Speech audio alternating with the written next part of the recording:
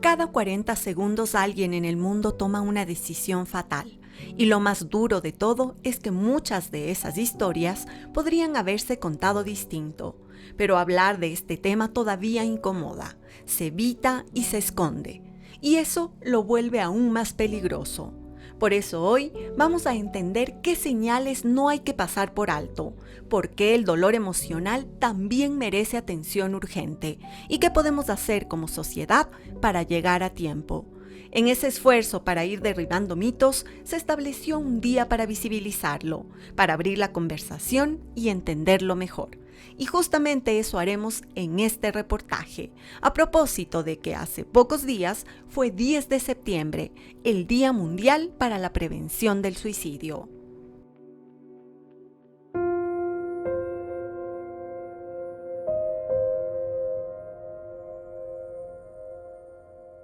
Tenemos que hablar del suicidio. No es un tema fácil, pero sí muy importante. Ahora verán por qué. Alguna vez muchos hemos escuchado, más o menos cerca o lejos de nuestro entorno, que alguien se quitó la vida. Muchos no lo pueden entender, algunos se limitan a juzgar y otros simplemente no lo podrán hablar. Todo esto ha ido creando mitos y tabúes que no hacen más que poner a más y a más personas en riesgo, porque aquí el enemigo es el silencio. La Organización Panamericana de la Salud calcula que cada año se quitan la vida un poco más de 700,000 personas. Esto es, una muerte cada 40 segundos. Muchas de esas vidas pueden ser salvadas con intervenciones oportunas, con alguien que sepa escuchar, con personas que aprendan a ver las señales y pedir ayuda. Hoy estamos aquí para hablar, para derribar mitos alrededor del suicidio. Empecemos entonces con el más común. Creo que el mito más importante o el que más se replica en un montón de procesos sociales es hablar de suicidio es mala idea. Así como, no se debe hablar de suicidio porque si hablamos de suicidio les damos ideas a los jóvenes. O no hay que hablar de suicidio porque es contagioso casi.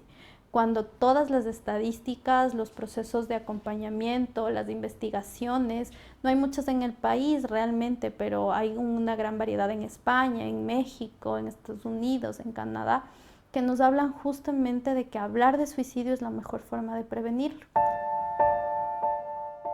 Hablemos entonces.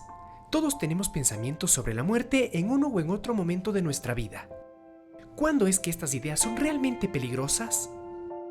La ideación suicida es cuando una persona empieza a considerar la muerte como una alternativa para liberarse de los problemas de su vida. ¿Sí? Eso es una cosa. Y otra cosa es la fantasía de la muerte.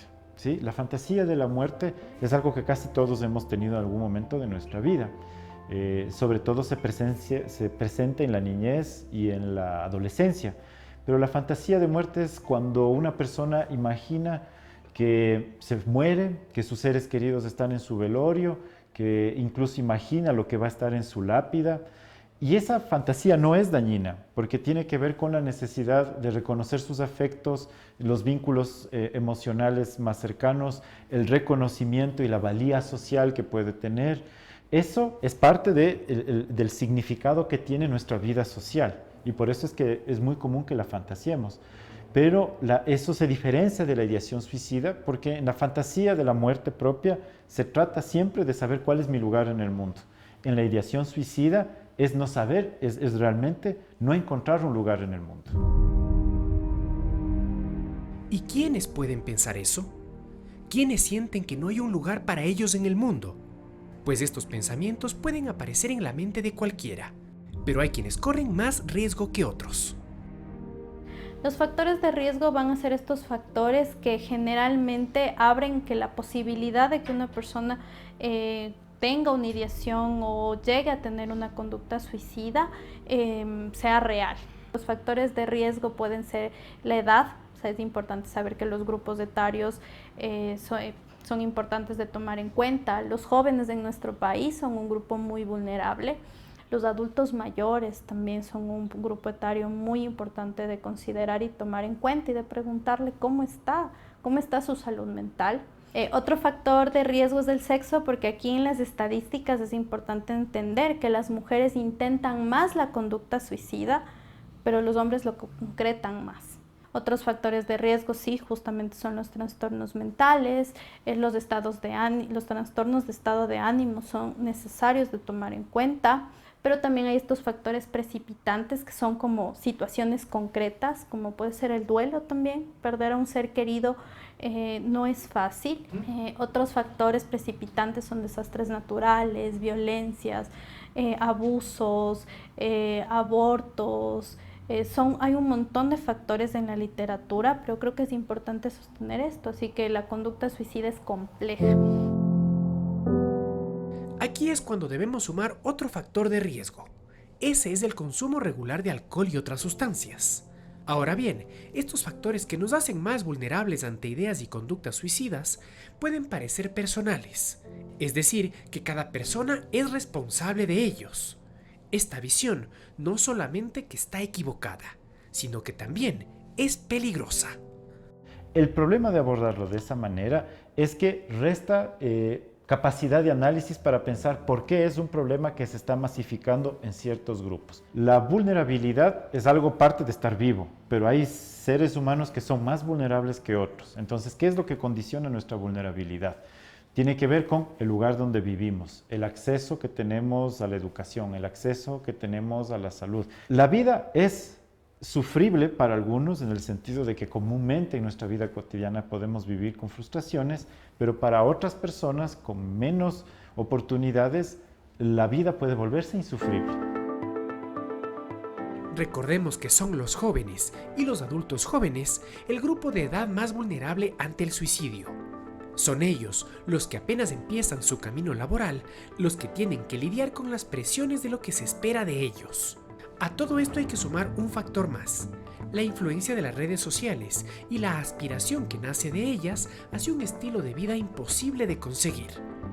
Esto derrumba entonces otro de los mitos, que el suicidio no es un hecho aislado y personal, es un fenómeno social, un problema de salud pública.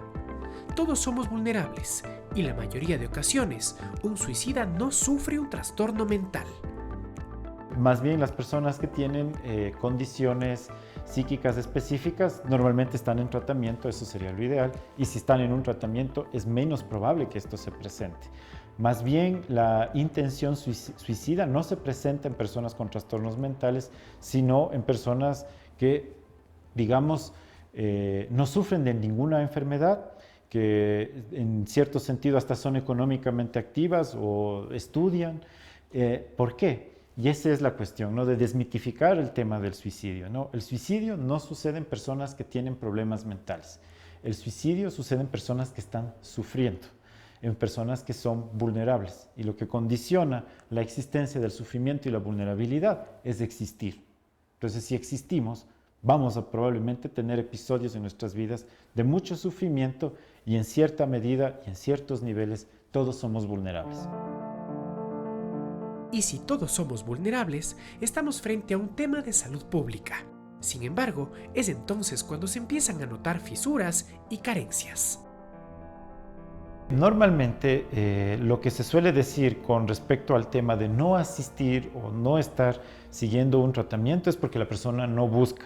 Y en realidad lo que sucede es que existe poco acceso a servicios de salud mental. Cuando nosotros pensamos en el sistema público, personas que han sufrido traumatismos psicosociales severos y le dicen asiste al sistema público, pues bueno, la cita te la dan en 3 meses, cada sesión, entre una y otra sesión hay un lapso de 2 meses, eso no es posible como terapéuticamente, metodológicamente, es inconcebible para un proceso psicológico. Entonces las personas tienen que optar por servicios privados. Los servicios privados al menos cuesta $30 la sesión en una consulta privada que económicamente no es accesible. La salud mental en el Ecuador es un privilegio, no un derecho. Todos somos vulnerables en uno u otro momento de nuestra vida. Por eso es importante saber notar las señales de alerta de alguien que está pensando en quitarse la vida. Es muy difícil generalizar esto, ¿no? Si bien, digamos, en la literatura se puede encontrar como señales específicas, por ejemplo, el hecho de aparición de comentarios sobre el tema. Segundo, el tema de notar como claramente la disminución de la actividad social.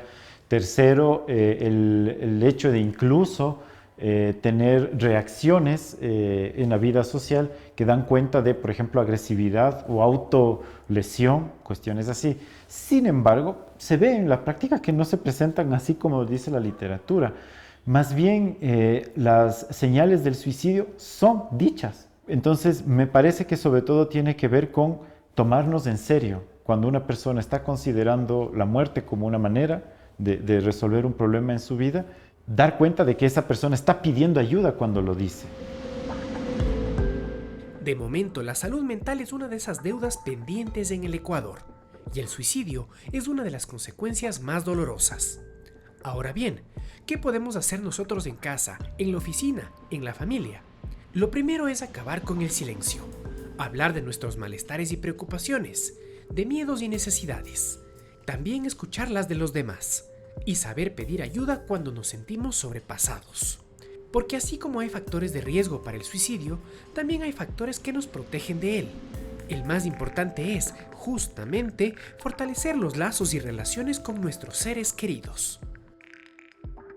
Tener redes de apoyo.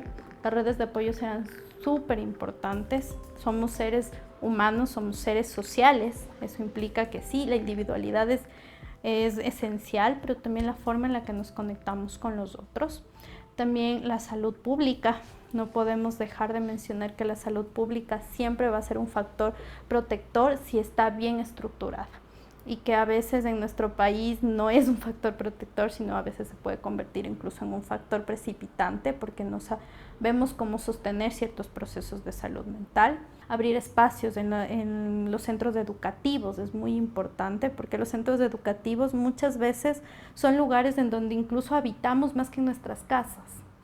Y en el tema laboral también, o sea, factores de protectores en los sistemas laborales, en donde pueda hablarse de burnout, en donde también pueda hablarse de pausas activas, en donde se pueda gestionar emociones, porque vuelvo y repito, estos espacios a veces se convierten en espacios donde habitamos más incluso que en nuestra casa. Este es un problema de salud pública. Y como tal, hay cosas que podemos hacer para salvar vidas. Estado, instituciones, familias y amigos, cada uno desde su posición. Hay que fortalecer nuestras relaciones, estar pendientes de signos y palabras que sugieran que alguien piensa quitarse la vida. Y lo más importante, conversar sobre este tema en todos los espacios, para que todos tengamos la confianza de pedir ayuda profesional a tiempo. Y no lo dude, hablar salva vidas.